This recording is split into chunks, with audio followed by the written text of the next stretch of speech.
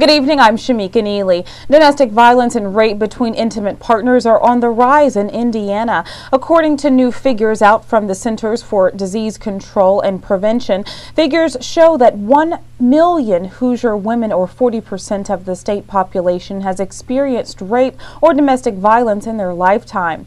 The CDC says 600,000 men have also experienced this type of violence. Julian Center Executive Director Melissa Pershing says domestic violence in Indiana is 5% higher than the national average.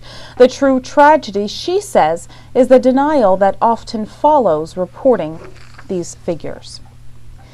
In the face of massive cuts to the United States Postal Service, Indiana residents and postal workers alike are voicing concerns over the lack of support from their congressman, since it must also have congressional approval for major changes like raising postage rates and renegotiating worker contracts. It cannot do much to balance its budget despite dropping demand for mail services. USPS has been putting off massive cuts and closings, including the closing of processing centers in Bloomington, Columbus, Kokomo, and Terre Haute. If Congress does not act soon, it could go bankrupt, leaving countless workers without jobs and citizens without a national mail service.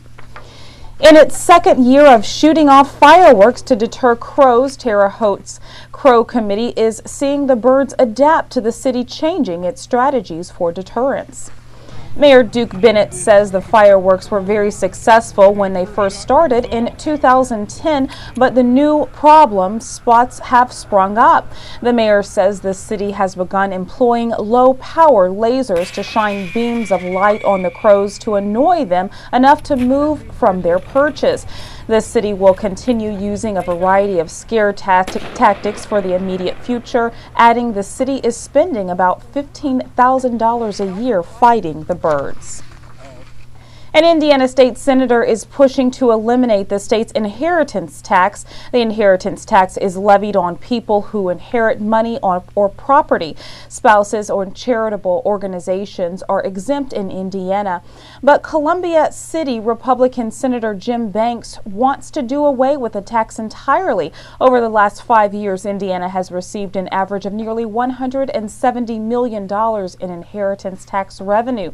92% of that goes to the state's general fund, with the counties sharing the rest. Let's take a look at your weather tonight. Partly cloudy, lows in the mid-20s.